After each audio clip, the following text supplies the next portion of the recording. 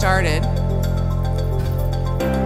Welcome to the second day of the 2018 National Home Visiting Summit. I hope that everyone had a great day of learning yesterday. I want to particularly thank our plenary speakers from yesterday, Deb Dara and Sasha Klein, and our state representatives that were talking about the Pew Data Initiative. Speaking as a state person, I think that the advances in state data systems are really what are going to create great state home visiting systems in every country, in every state, so that's very exciting. It was also fabulous to hear from Sean Reardon, and thank goodness he ended on a positive note because there was a lot of challenging data in his presentation, but that was exciting. It's exciting for us. It's always been our goal as stewards of the summit to bring a global perspective to the work of home visiting, and it's very exciting that we have an international panel today to highlight the work of home visiting around the world. I'm very grateful to Joan Lombardi, who, as all of us know, whenever you say, have a good idea, Joan says, well, what about the international perspective? Let's take it overseas. Yes. So we are so thrilled to hear from our colleagues in Colombia and Jamaica who are doing such exciting, great work based in neuroscience, but also really based in understanding the possibilities and the capabilities of scale in their country. So very, very excited to hear from them. And without further ado, I am going to introduce Joan Lombardi, who needs no introduction, and she will take it from here. Great. Thank you, Joan. Thanks, Diana. Thank you. Good morning. Good morning. I want to start. I have a full heart this morning as I reflected when I got up about the original planning meetings that we were doing at ACF and HHS with maternal and child health in 2009, and look at where you came. Give yourself a big round of applause. It's amazing. And I want to thank Diana and her entire staff and all the funders for keeping this going. I also have to say happy Groundhog's Day. That is another idea we imported from outside the United States. And unfortunately, we are going to have 6 more weeks of winter. So I'm sorry to have to bring that bad news to you. I am really delighted and humbled to be able to introduce the speakers. I'm going to come back and introduce the panelists, but this is really a story about home visiting, and what I'm hoping happens because of this panel for you is that, number one, you see yourself as part of a global movement. So this morning, when someone's doing a home visit in Indiana, they're also doing a home visit in India.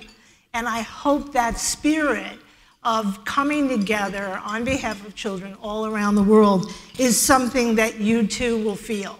Secondly, we know that a very large part of our own population, about 25% of children under 5, have at least one foreign-born parent. So this is a story about us as well as children around the world.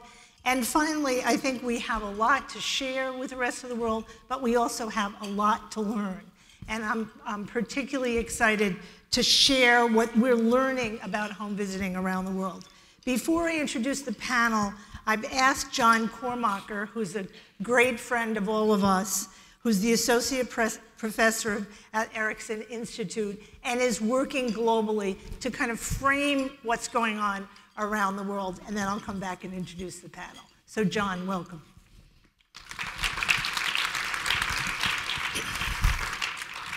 Good morning. Buenos dias. Bon dia. Calimera. I'll stop there. Because Joan's already looking nervously at me with the time. It's my job to provide a big picture overview of home visiting around the world in 5 minutes. I'm going to need 6. Home visiting does indeed happen all over the world, across at least 6 continents. There's none in Antarctica, in large and small countries, in rural and urban areas.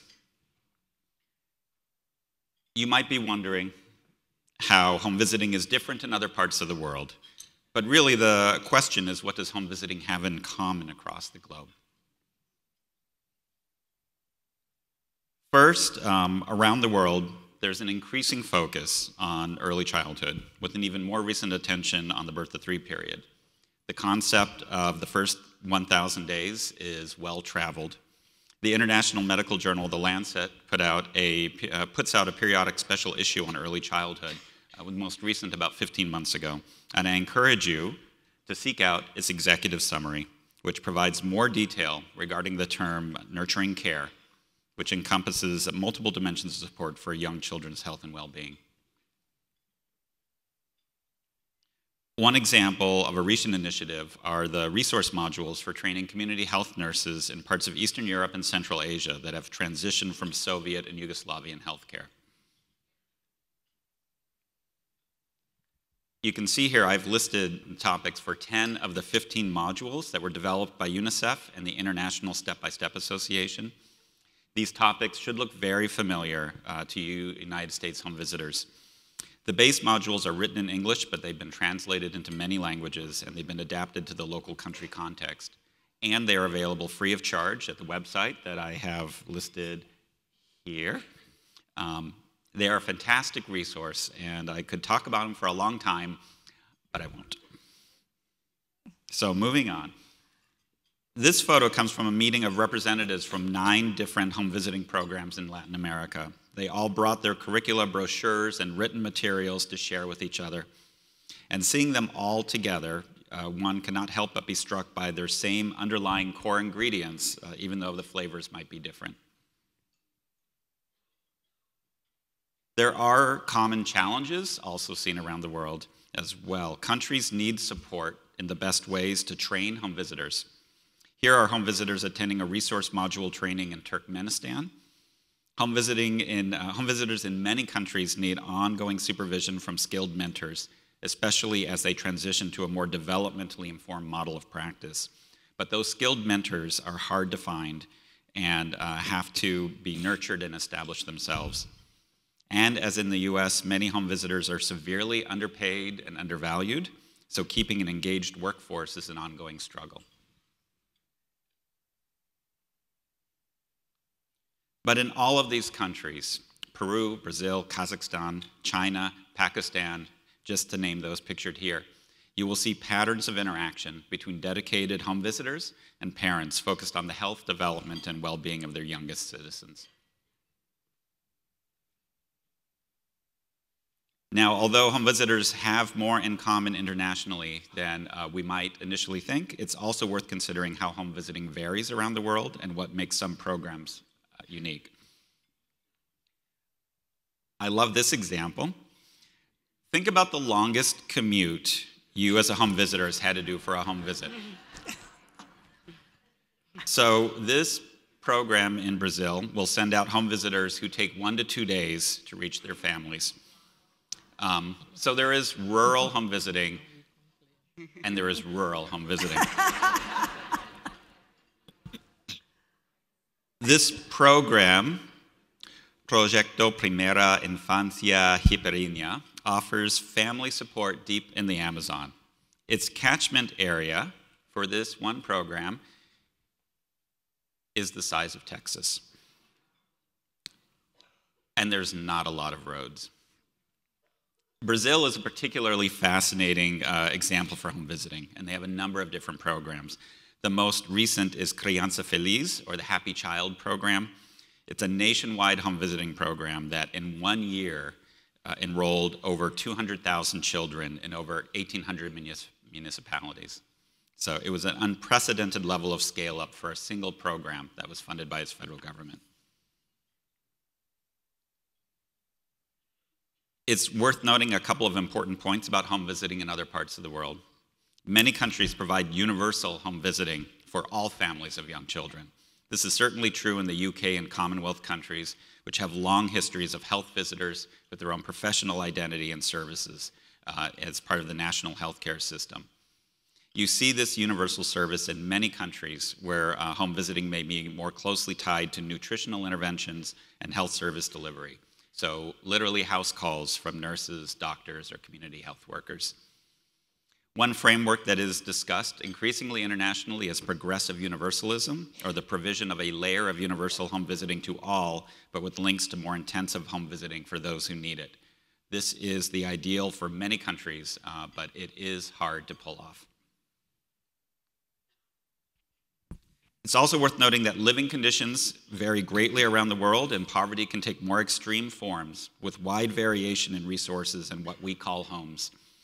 In Gansu, a central province in China, many families live in literal holes that have been dug out of a mountain wall that they have made into homes in very creative ways.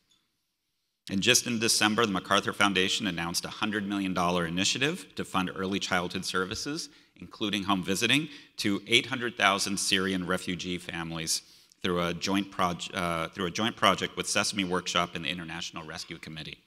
So that's a big deal. And finally, certain cultures will value some early learning skills and milestones over others. For example, how often do you see a home visit focused on encouraging a child to draw with a tripod grasp at about 14 months of age, as this child in Gansu is doing? There are a lot of questions to think about when considering the global context of home visiting, and much we can learn from the experiences of other countries. So where should our models come from? What should they focus on? Who provides the home visits? How do we establish evidence? And how do we scale up? I encourage you to consider these questions as you hear presentations from this esteemed panel. And with that, I turn the presentation back over to Joan, who will introduce the rest of the speakers for this session. So thank you. Thanks, John. I think we should bring that picture of the Amazon to your staff back home and talk about that and feel that camaraderie with the people that are doing this around the world. You know, John has been all around the world. This panel has also been all around the world. This is a story that you're about to hear of scaling a particular model that came out of Jamaica many years ago. And the Jamaica study internationally has the same kind of ring and support that many of the big national early childhood studies have here, because it has long-term findings, because it has cost-benefit analysis. And so it's been spreading around the world. I am very honored to introduce the panel. I'm going to introduce all three of them at the same time. Dr. Christine Powell, who came here from Jamaica. We usually go the other way in February. And we're particularly happy that she came to Washington to share with us. She's a senior lecturer in Epidemiology Research Unit, the Caribbean Institute for Health Research at the University of the West Indies in Jamaica. I want to congratulate her on her research and how it's moving around the world. Next, we're going to hear from a very good friend of home visiting, Dr. Marta Rubio Codina, who's an economist and child development specialist. Put those two together in the Social Protection and Health Division at the Inter-American Development Bank. And it's very special to have somebody that is both an economist and a child development specialist. And then finally, a friend of ours, a friend of home visiting and in early childhood all throughout the region, Dr. Maria Caridad Arajo, who's the principal economist in the Social Protection and Health Division, also at the Inter-American Development Bank. So it's with great happiness that I turn this over to Christine Powell.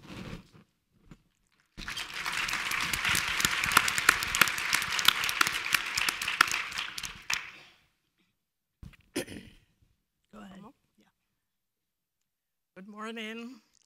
It's a real pleasure to be here and to share with you some of the research that I've been involved in for many decades and how we are expanding it and the uptake that it is receiving from many countries across the world.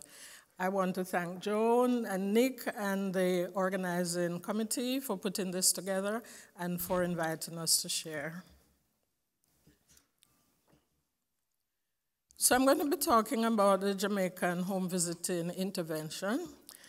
And in the early 1970s, Dr. Sally Grantham McGregor, working in a metabolic unit that was treating severely malnourished children, recognized that malnourished children were suffering from deficits in terms of their development compared to other children who had not become malnourished. And this was at a time when a lot of work was being done in terms of child development and the disparities between children who were disadvantaged and those who were better off. And we heard a lot about that yesterday at lunchtime.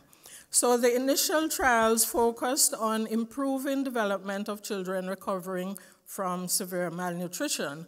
However, in later studies, we looked at just poor community children, stunted children, children born with low birth weight, and these studies were also replicated in other areas in Bangladesh and later on in Colombia.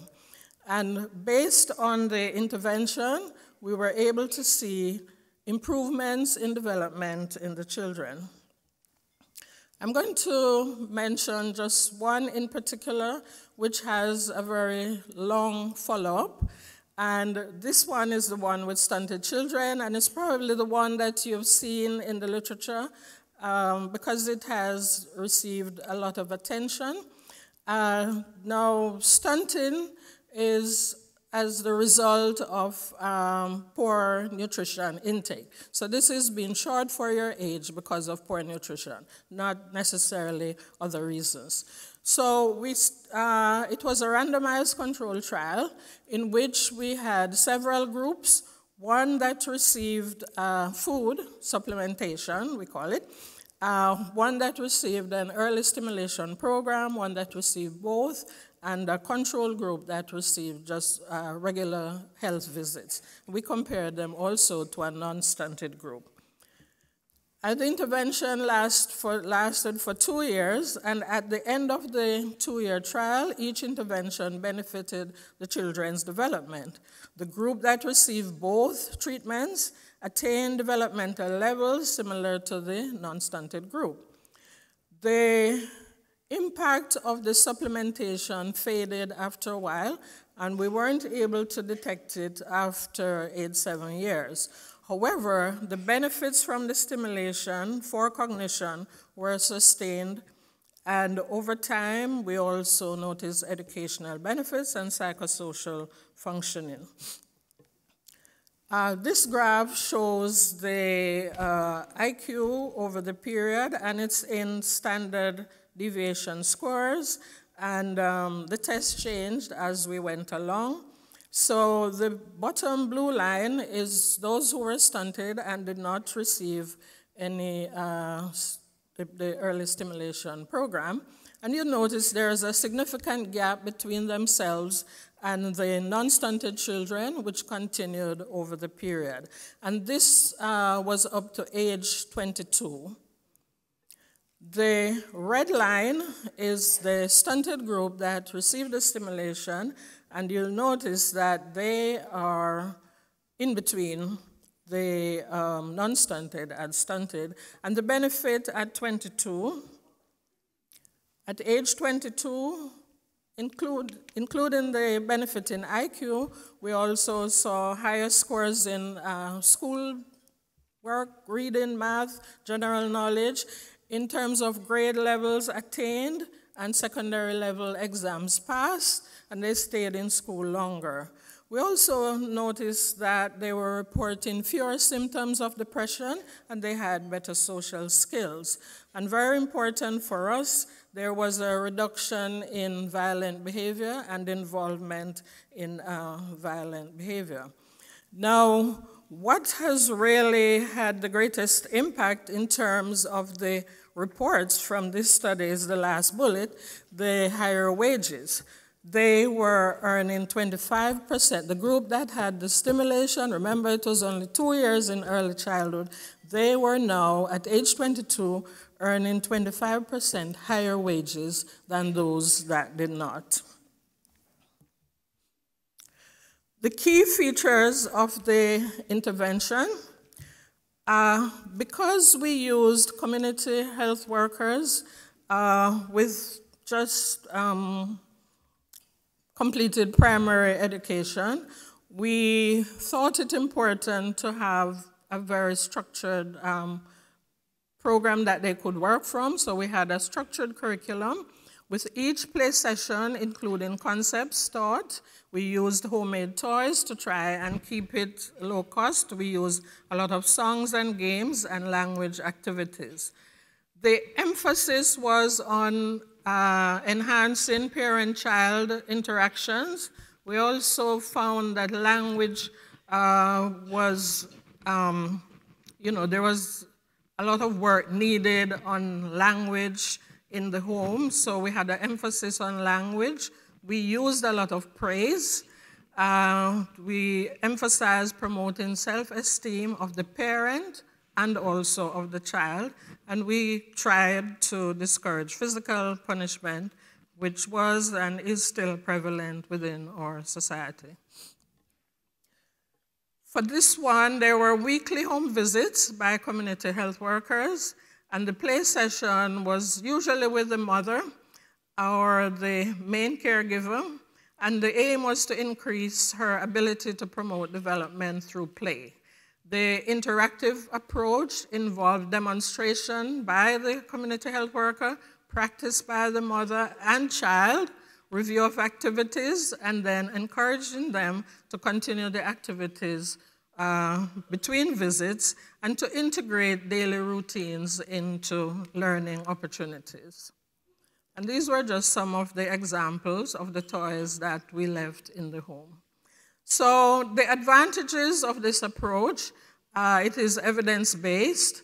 So not only, did we conduct these studies, but we had collaborators in Bangladesh and Colombia, and they also found significant benefits.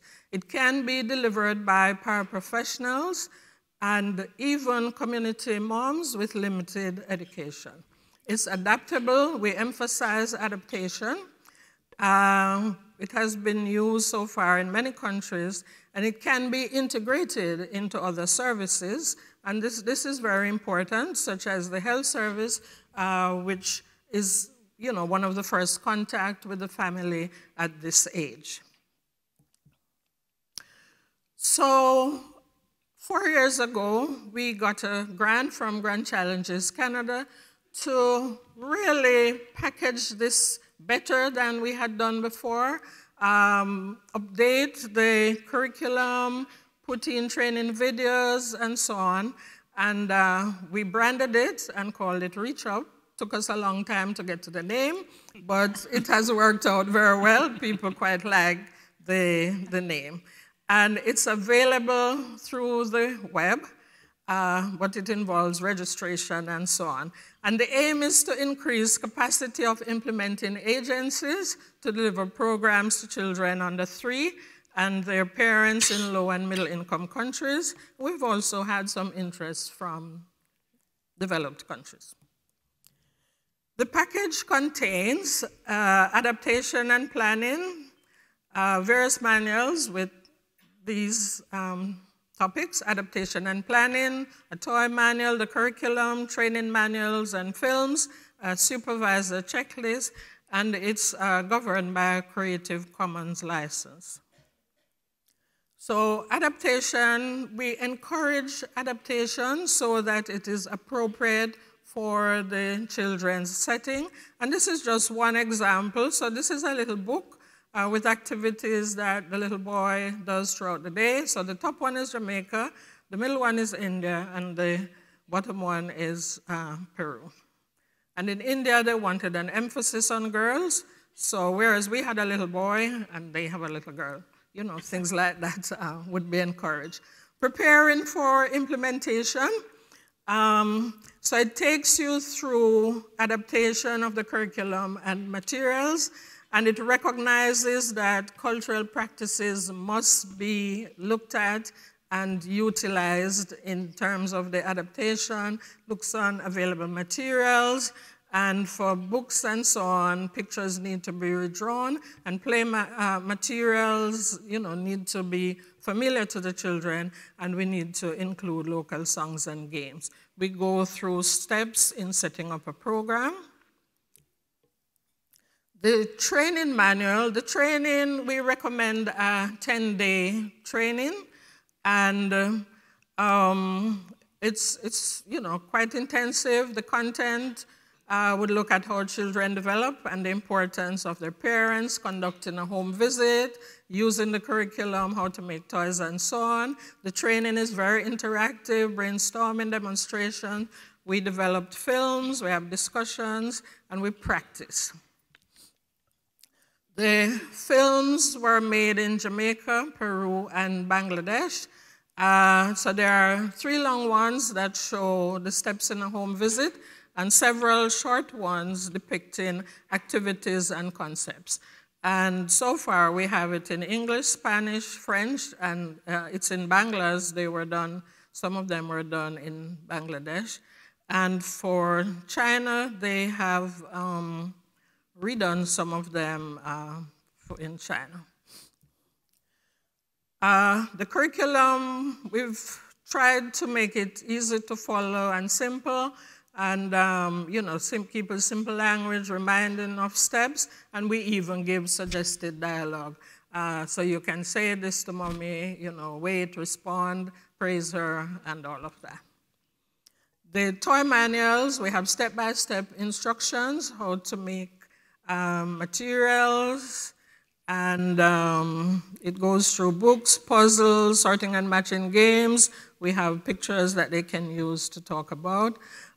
Supervision, we go through responsibilities, how to supervise and give positive feedback, building and modeling positive relationships, because that is very important, because typically you might find a top-down approach to supervision. I'm the supervisor, We encourage horizontal relationships where the supervisor will model to the visitor, and the visitor will take that type of relationship to the parent and parent to child. So we're in several countries. So up the top we have the US, we're Guatemala, some South American countries. Zimbabwe is one of our pilot countries for the revised Reach Up project, and as far as China. And, oops, hang on. So these are just some pictures. And I'm going to hand over to Marta, who's coming next, yes. So these are Marta's pictures. Thank you. Thank you.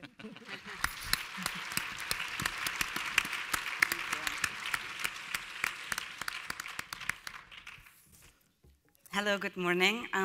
Thank you all for being here. Thanks, Joan, for putting such a wonderful session together. Thanks to the organizers as well. And thank you, Christine, for setting out the stage for me so nicely, because what I'd like to tell you about is the study in Colombia and what it aimed to do. And really the question we had in mind, and this was a research study, was, well, this Jamaican model is so highly effective.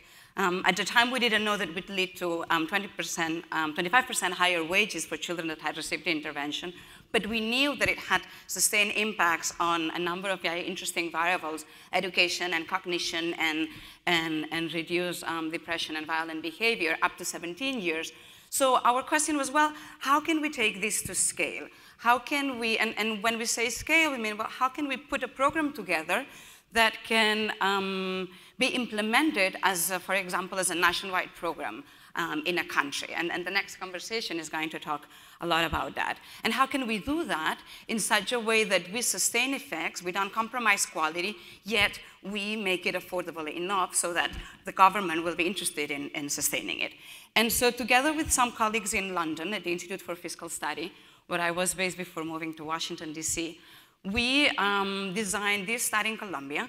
And what we did was we thought very hard, and Sally Grantham McGregor, the professor that designed the initial Jamaica program, was part of our team. And together we thought of how we could design and put together an implementation system and evaluate it. This was thought of as a research study and evaluated in a way that would be scalable. So this was thought as a medium-sized pilot. It was medium-sized in the sense that, well, we expanded in terms of number of beneficiaries from the Jamaica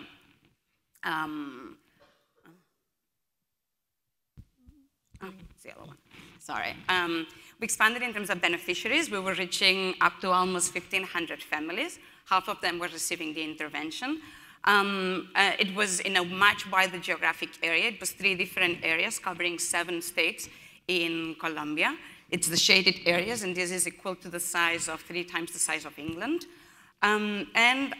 We hired, well, and so to cover this area, but thinking of scalability, what we thought of doing is, well, what's the best platform that we can use? And we look around, and we found that in Colombia, as in many other countries in Latin America, but also in other places in the world, there's conditional cash transfer programs. So really our thought was, how can we, is there any platform, any existing service on which we can piggyback the home visiting service? And in Colombia, we identified the conditional cash transfer program, which for those of you who are not familiar with these are programs that provide benefits, monetary benefits to vulnerable families, but conditional on these families investing in the welfare of their household members. So moms have to take household members to preventive health checkups. Children have to attend school. They have to be enrolled. They have to attend. There's incentives also given for higher incentives if children progress adequately through grades. And so this was a very interesting platform, not only because it is available in Colombia, but it exists in many other countries, in many other low and middle income countries, but also because of 2 nice features that many of the conditional cash transfer programs over the world share. One is that many times they give the money directly to the female head of the household, the mother. And the second one is that the beneficiary women organize themselves, and amongst themselves, they select one woman that will represent them in front of the program authorities. And this lady, in the case of Colombia, she's called the mother leader. And she's supposed to do that, represent them and voice their concerns and voice their difficulties and challenges. And all the beneficiaries elect this lady democratically because of her ability to speak in public, because they trust her, because they respect her, because they feel they can represent them well. So we thought that she would be an ideal person on which to hire and train as a home visitor, because she had all of these abilities, all of these attitudes that mothers were already identifying. So that's what we did. We identified 144 home visitors, and we hired and we trained them following the Jamaica protocols. And so we put together a supervisor. Go back, maybe, if I can. Yeah. We put together, to cover all of this area, we couldn't just train them and leave them on their own. We had to put together a supportive system for them. So we hired 6 mentors. Those were professionals from Bogota, and they were constantly touring around the areas. Each one of them was responsible for 24 home visitors, each mentor, and they were covering the areas constantly and meeting with them. Now, because of the large scale and the spread, they couldn't get to them weekly as in Jamaica, and as would have been ideal, but we scheduled for face-to-face meetings every 6 weeks. In practice, they were more like every 8 to 10 because of holiday and meteorological challenges and all sorts of other challenges that one imagine. And so we designed a nice study. As John said, I'm an economist, and so we have very big on numbers and measuring everything. So we had our nice little study where we mimicked the Jamaica study that Christine mentioned, in which we wanted to look at the combined effects, independent and combined effects of receiving the home visits, play home visits, and also micronutrient supplementation. Anemia was very high, about 40%, in our beneficiary children that were 12 to 24 months at the time. And so we collected a whole bunch of data on a number of things, and we found benefits. Not of the size of the Jamaica ones, but smaller size, partly because of the spread and because of this challenge that we had set ourselves to resolve. But nonetheless, we found positive benefits on cognition and language, and also on parenting practices. And by parenting practices, I mean the number of materials, toy materials that the child had available in the environment, and the number of play activities and other learning activities that adults in the household engage with the child. So we saw some behavioral change among caregivers. As in Jamaica, no effect of the micronutrient supplementation, and also not only did we find benefits, but also it was at an affordable cost. The annual cost per child was $515 US, which is much lower than what the Colombian government at the time was spending per child per year in a child care center. So this was feasible. It was all very good news. We were very excited, but not only that, we also learned plenty along the way, and that's what I'd like to share with you. And the first set of issues I'd like to share with you are those related to design and implementation challenges. We had to think very hard before we started, and we took a lot of time thinking of ways in which we could do this without compromising quality. And some of the quality had to be compromised, but we also had to make compromises in deciding what were we willing to compromise and what were we not willing to compromise. So the first thing that we realized is that to deliver at scale, you actually have to adjust the intervention to at scale delivery. In our case, as we wanted to rely on local resources, on local women with their limited education levels, with no specific training on child development or health or education. They had no experience working with families before, let alone younger children. So you know, but that was the one of the elements that we consider it's critical for scalability, rely on local resources because they are already there. They are cheaper than bringing people from outside. And also because they are, the fact that they were selected from the beneficiaries themselves, that made them someone that they trusted and they respected, as I said, so that increased the chances of sustainability of the intervention once we had been gone, also facilitated peer-to-peer learning and knowledge sharing, and the families appropriating and the communities empowering themselves with the intervention. And we think that is very important for sustainability. And I see a lot of heads nodding, so I'm glad we agree. But yeah, as I said, we had to make sure that they were sufficiently well supported. So then thinking of the supervisory scheme that we would set in place was very important. Also thinking of affordability, well, we had to keep costs down. Otherwise, this would not be sellable to any other region or country or group that was interested. So for that, as Christine mentioned, the intervention initially already relies on a lot of low-cost materials that are homemade. And in our planning, we had to think very carefully about which one of those materials we were going to produce locally by the home visitors and by the families themselves, and which ones we were going to procure and sort of produce centrally. So in the end, what we did, all of the books and the form boards, we made centrally, because actually printing out a lot of those brought down the per unit cost. But then we had to face the issues of distribution. How do we now make sure that from Bogota, the capital city, they get out to the communities where we're going to work? Then when computing numbers, and the Richard package now has a very handy spreadsheet that tells you how many of each do you need depending on frequency of the visit and all of that. But in thinking of these, we take into account the possibility of rotating materials from homes to homes. We don't provide a package per child, but we provide a full set per home visitor, and then that rotates amongst families, because one home visitor is visiting children of different ages, and materials and activities are tailored to the age of the child and the developmental level.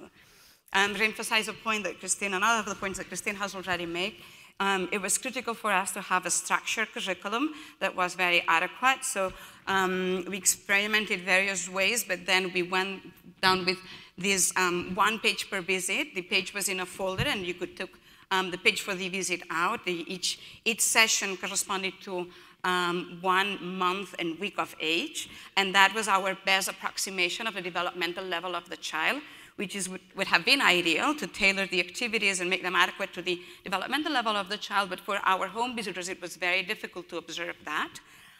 So we had to facilitate it for them, and so we tailored developmental level to age of the child, and then gave the home visitor very specific instructions on how to advance and how to slow down children that were progressing faster or not as fast. Very important for the materials to be very simple in their layout and in the language that they use, be very clear, very to the point, with specific messages and activities and things to do. Adaptation of materials took us also some time.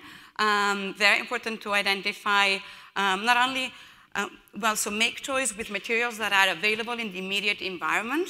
In India, the intervention relies a lot on plastic bottles, the use of plastic bottles to making toys. In a different context in India, there was no plastic around. So we had to think of alternatives, for instance. And so that also contributes to the sustainability of the model. It's important that families recognize these as things that they can make themselves. It's not something that comes from outside, but something that they've got in their own immediate environment. The adaptations of books, we spent some time also collecting local songs and local games, understanding family routines, so that the interventions, the activities provided could also be embedded in their day-to-day and reflect their day-to-day, also to increase appropriateness. In thinking of implementation, so how to set up the program, it's very important to think of the frequency of the visits. This is the time available from the home visitors and also from the families to receive visits. In our case, our home visitors were not full-time employed to do this job. They had other activities. They were only visiting 5 children each per week, so this was an activity they were doing on the side. But you still have to accommodate to their time availability and that of the family. How long to visit for, when to start and when to end, considering of the existence of other services, childcare services on which children can graduate upon completion of the intervention program. That's an important decision to make, so that these children and these families are not left without support. That also contributes to sustaining benefits. Thinking of ratios, how many families per home visitor and how many home visitors for mentor can you afford to make the model sustainable. In other contexts, not in Colombia, but in other contexts, thinking of cost effectiveness and how to bring costs down. So we've thought of delivering interventions through groups, and this opens up a whole set of new challenges.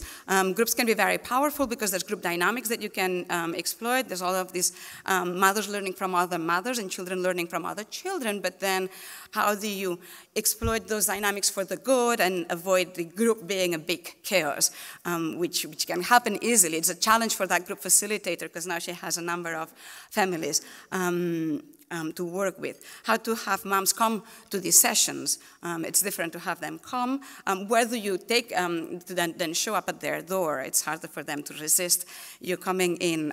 Where to host those groups? What facilities there are. Also in going to scale, and there was a session on this last afternoon on the role that technology and media, also as part of technology, can play in facilitating scale and replacing some of the frequent contact-to-contact between home visitors and supervisors that you have to let go of as you as you go to scale. Issues of workforce, very important. There's all of the issue of identifying and hiding, so who can be a good home visitor, and I think I've talked a little bit about that. The importance of training, sufficient initial training, but also enough support as the program goes through. And initial training is critical, and there's so much to cover, yet when you're working with paraprofessionals and people with limited education levels, they're not used of sitting in a room and just absorbing information for 2 weeks or as long as it takes. They don't have they have families that they can abandon for so long also. So those are issues that one needs to think of very carefully. And also very important, issues of sustainment of enjoyment and motivation. And there's many ways. There's pay and there's career development, but there's also investing in relationships along this cascade, this whole setup. So between the home visitor and the moms and the children, but also between the mentors and the home visitors and the people that are above the mentor supervisor level, and all the way down. And finally, well, just a quick note on the importance of monitoring and measuring and evaluating. It's very important, and this was very useful for the Jamaica model to be successful and to be well known, and then for the RICHA package to come to life, having robust evidence that behind it. And in the evaluation, it's not only important to understand what works and what have we improved, but also why and how are changes taking place. And this is very useful because then it helps you think of how to improve your service, how to redesign it, and take it to other places. In this context, thinking of processes and collecting data on, and this is more tedious and boring data on how many visits took place and how long did they take and who was present and what happened in that visit, and what was the nature of the relationships that were ongoing and the level of engagement of participants. All of that's, that you need to collect in a routinary manner, and it's time-consuming to process, but then it gives you great insights on how you can improve your intervention. And last but not least, I had to finish talking about costs, because it's also a piece of information that it's very painful to collect, but it's very useful when you're planning new interventions, and it's very useful also when you want to compute this per child per year figure that is actually a good selling point when expanding this type of services. And I'll leave it here to carry that. Thank you.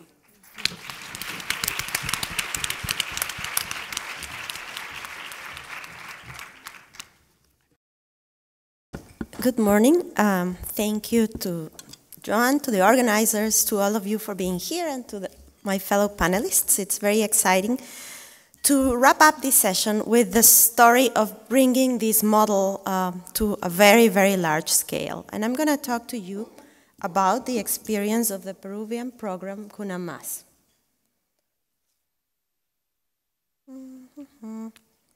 Okay, sorry. So Peru, as many countries around the world, as the US, has a serious issue with socioeconomic gradients of child development. There's, for example, a word gap. Children of poor parents have a vocabulary that is significantly lower than those of their wealthier peers. This was seen especially dramatically in rural areas, and it was a reality that moved policymakers and politicians in Peru to raise awareness about the need to intervene early and to work on early childhood development. So in 2012, there was an incoming government administration, and one of their campaign platforms was to strengthen the government's work on early child development. This government created a national program called Cuna Más. This program offers two services. In urban areas, they offer child care services that are targeted in poor communities and neighborhoods. And in rural areas, they offer a home visiting service targeted, again, in municipalities with very high levels of poverty and high levels of malnutrition. So the home visiting model was a new model in Peru, and it builds from the international experience, the international evidence, and some small-scale local experiences also working with families to design their intervention model. And it draws and it gets a lot of inspiration and support from the REACH-UP team and the Jamaican team and the Colombian experience in order to build this program. So in a way, it is a nice flow of the session of seeing the evolution of the model Christine talked about to a much larger scale. The Cuna Más home visits operate weekly. They began their work in 2013. They focus on families with children 0 to 3 years of age, and their main focus, their main original focus was to work on promoting the development of the children. Within the targeted areas, all children who are 0 to 2 are eligible, so that give them at least 1 full year of intervention before they graduate from the program. The program offers weekly home visits. Home visits are 1 hour long.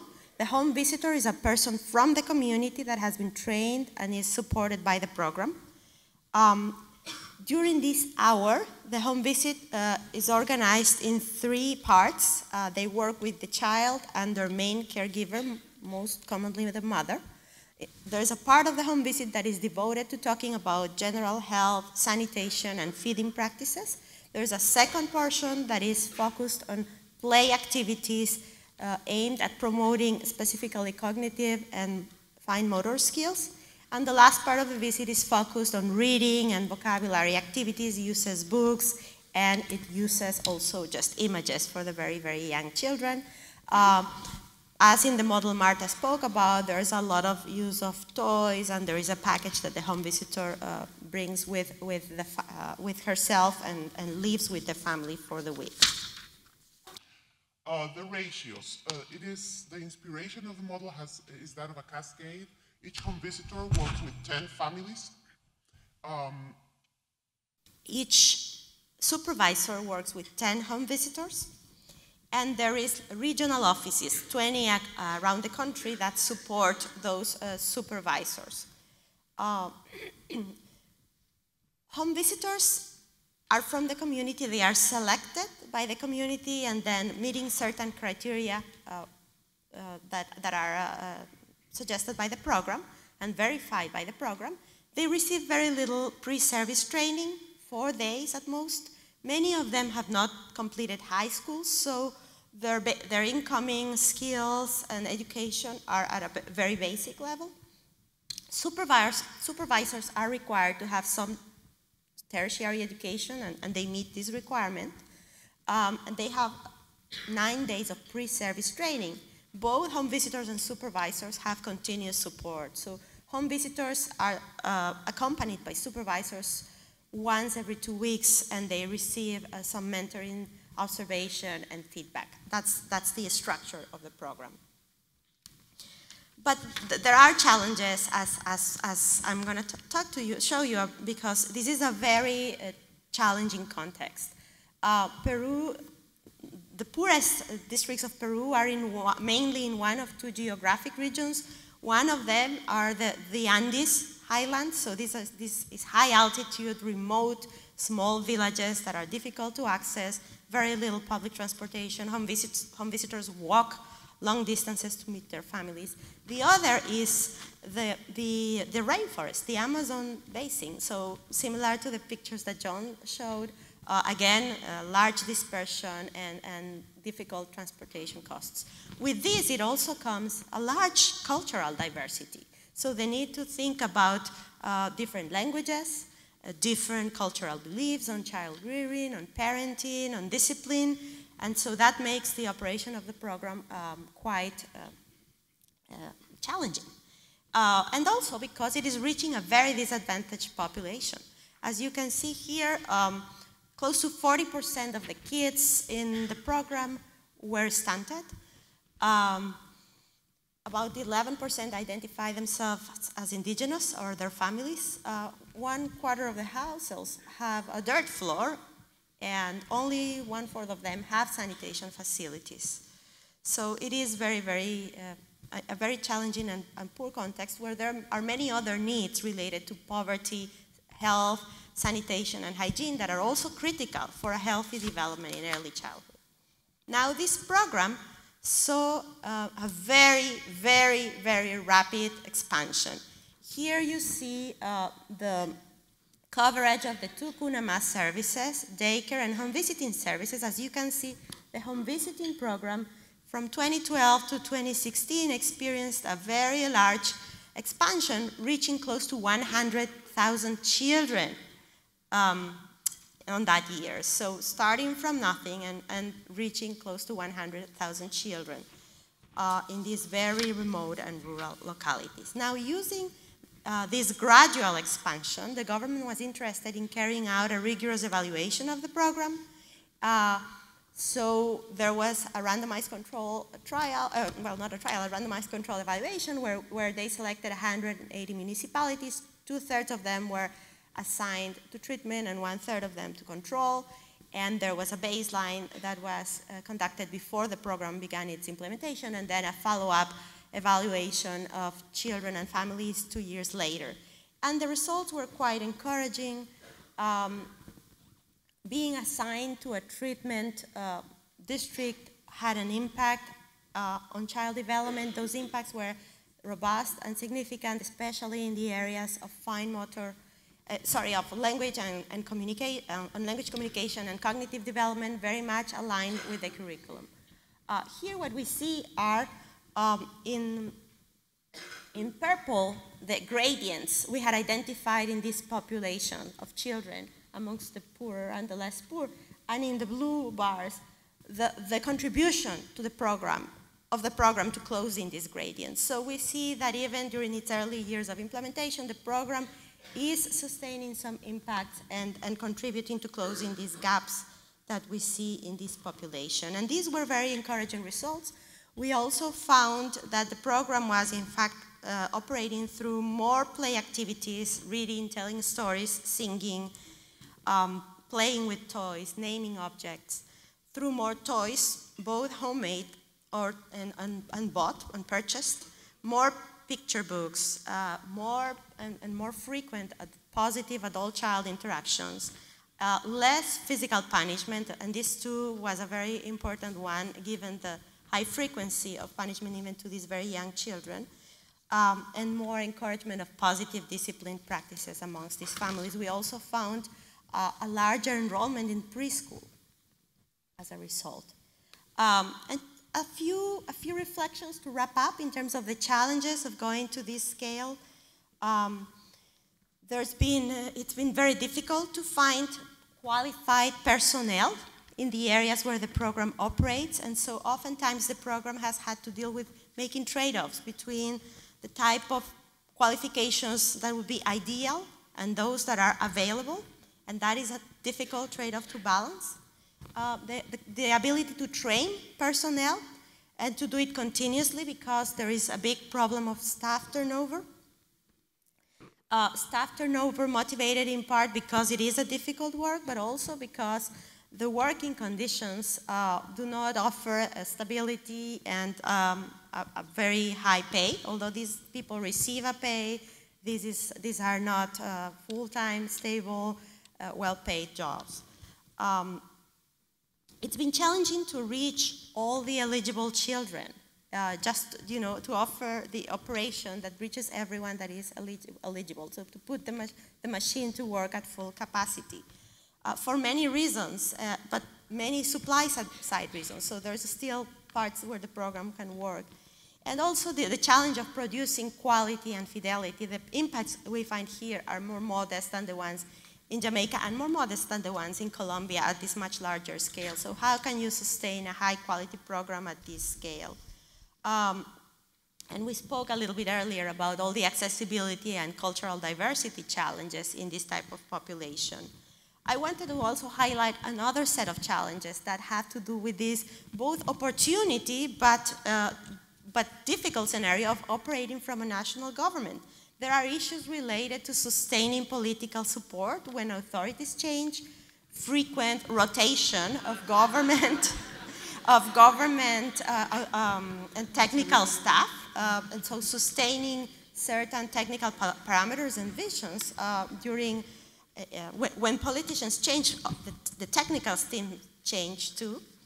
But there's also a lot of issues that are very practical. Distributing materials at a national scale in these conditions, relying on government procurement processes and bureaucratic processes for purchases and distribution can make some of these things a lot slower, a lot less flexible than would be needed in an ideal setting.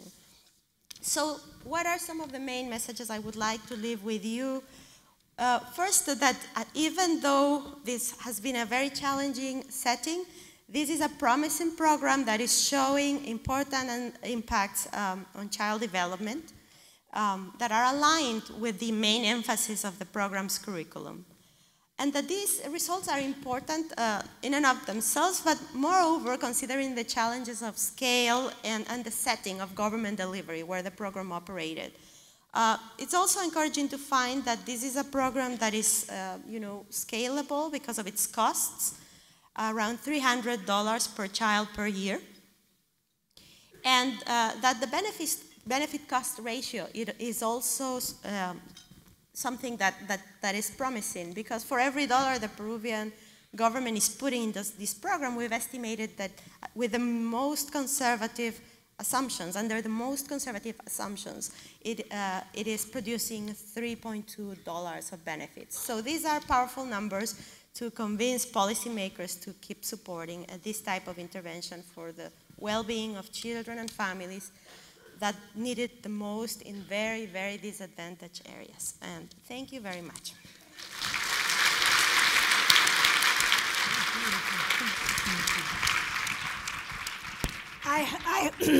I hope you're inspired and feel how important your work is within the same context. I mean, what's wonderful about having the Jamaica study here is that we have those long-term results that show 25% increase in wages, which is pretty amazing.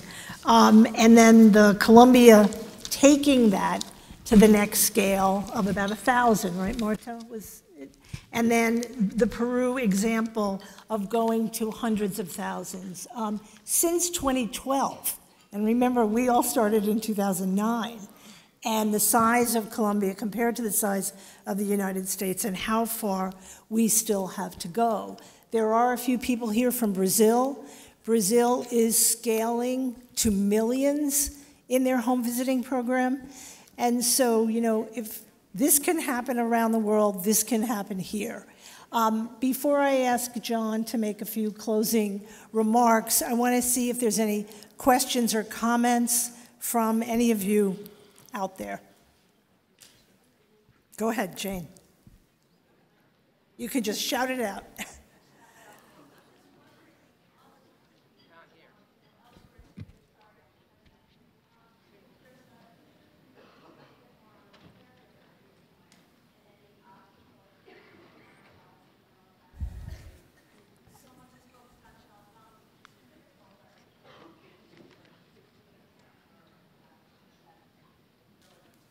So the question is about focusing on the mental health of the caregiver, which we all know is the enabling environment for child development. Any of our panelists? Okay, in one of the, is it working? Okay. We actually looked at that, and it was a spin-off. We didn't deliberately, have activities for it, but we found that the mothers were reporting fewer symptoms of depression after a year of intervention. So I think just having somebody come to the home that they could meet with, that they could talk with, somebody paying attention to them, encouraging their efforts and so on, it made a difference in their lives. But in more recent efforts now, we're actually putting in messages and so on aimed at that. Yes, I wanted to add, in another study in India, we're also finding the same. We regularly measure maternal depressive symptoms by maternal report. And in those two events, in Jamaica and in India, we've found reductions. And as Christine said, we believe it's in the how the intervention is delivered that that these impacts are being, that these improvements in maternal mental health are being improved. But now we're starting a collaboration with the International Rescue Committee, working with refugee families, and so that becomes more of a, and also in the work that we're doing at the IDV in Colombia, we're working with families that have faced displacement, that have been exposed to armed conflict, and so there's a number of situations that we can't neglect, and we're currently thinking of ways in which we can enhance a lot of the how to deliver the intervention to more purposefully address caregiver mental health. Other questions? Hi, Joan. Yeah, where are you? Go ahead. Go ahead. Great. So, Kate Johnson, I wonder, I thought about the issue you were describing around the transition and the difficulty of retaining the workforce. And I wonder if there's a way for us to think both here at home and in your countries, it is a challenge to program implementation, but thinking about it as workforce development, women's economic development, career ladder, in our childcare programs, in our home visiting programs, these opportunities for women to find jobs, find careers they wouldn't otherwise have. So maybe sometimes emphasizing the upside of that. I'll sit down for your answer. How many jobs do these programs, are they actually creating? I think that's the point. Any comments from any of our panelists? I want to say that that's one of my new favorite conversations and something that I try to repeat in all of the conversations I have with government authorities to visualize the enormous opportunity for women empowerment through, and the fact that not offering the early childhood workforce a fair working conditions is not only an issue of early childhood, it is an issue of equality in the workforce. It is an issue of women's rights. So this is something that I think we all need to make visible, because it is a conversation we haven't had for many years. You know, I should add, we're here with someone from the Bernard Van Leer Foundation, and they, along with a few other international funders, have funded something called the Early Childhood Workforce Initiative, which is tracking both the conditions facing teachers and home visitors around the world. So there is an effort to begin to look specifically at the workforce, because we know that's the key to quality. And the issues that you heard about in Colombia are the same issues that you're hearing in Columbus, Ohio. So I think that it brings us all together. And I just wanted to add, in the IDB, we see these workforce issues shared by many social programs. It is not just early childhood, it is not just education, it is the community health workers, it is the staff from the conditional cash transfer programs, it is the staff that works with other caregivers. So there is a big issue of workforce, of an area of workforce that is primarily female, and that needs a whole range of supports and recognition for the work they are contributing. Yeah. So I'm going to turn to John, because I know that we're close. Do we have one more? We have one more question. Go ahead. You were Rachel. standing so patiently. I didn't see you. I don't want to take time from the wrap-up, though. Is there time? No, go ahead. We've been talking a lot here about advocacy here in the U.S. to get more support for home visiting. And I think part of what was so interesting about the models presented is the return on investment case you're able to make. And I was curious to hear about your experience of using that in advocacy, but also in planning, because I see there's been differences in terms of weekly visits or every 8-week visit, which of course has cost implications. So when you're thinking about how intensive of a program to make and how expensive that will be versus what the return on investment will be and how much traction that will help you get, how do you balance the two? Any thoughts? This is the big dilemma. This is a hard question. Yeah, and I think you particularly see this as you scale, when you've got less resources to spread out, and the policy push is to do less frequency, and we know that that's a risk. Yeah. Well, one thing one comment, one thought is, part of the problem with the returns to investment is that they take so long to see. They're very little visible, and this becomes a problem for government cycles, because they want results right now when we know that investing in the early years returns take some time to yield. And so, so this is why it's important that even at smaller scales, there is rigorous research done on smaller studies of smaller interventions that facilitate and long-term follow-ups of these studies, has been the case in Jamaica, because they help give strong evidence base to support sort of the argument. But there's a lot of issues also in terms of, so computing the costs is very tedious, and there's a lot of, but then computing the returns, you have to make a lot of assumptions also. And so it's complicated models, but it's the powerful, as Caridad said, it's the powerful selling point, really. And also just to add that the context matters a lot here. Like, for example, in urban settings, the cost of participation in weekly activities might be higher because of just urban livelihoods and the fact that mothers are commuting long hours from their work to their home, or carrying out other activities outside the home. In rural areas, livelihoods are different, and it might be more efficient to visit them weekly, even because the home visitor can only, manage a small area herself, since she doesn't have a car or public transportation to move around. So there are a lot of very context-specific variables to think about that relate to that cost question as well. Also considering that when we want to do one visit per week, oftentimes that is not what we are actually capable of delivering, so also discounting for that reality factor. Well, please join me in thanking the panel before we... Really. So John, thank you. It's really an honor for me to have parts of my world come together. John.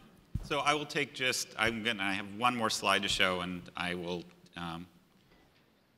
I know it's time for break. So we'll just 2 minutes. And for one reason it'll be so short is because I think the things that resonated with me in these presentations are the things that you guys asked the questions about and that you did such a nice job answering. And the notion of scaling up and cost and the workforce are so intertwined with each other. And so, one of the reasons why these programs have been able to expand so quickly and so rapidly is because they keep the costs down. The primary way that you keep the costs down in a home visiting program is that you don't pay the home visitors very much. So you work with that's not the only reason why you want to use indigenous or community women, but it often is, at the policy level, the thing that they're going to. And I think for you to bring the conversation back to notions of empowerment and equity is extremely important. And then it gets to the notion of the professionalization of the field, both here in the US and around the world. So are we training people are we hiring these people who might have minimal education and experience and training them just explicitly in this kind of structured model of how to go into these homes?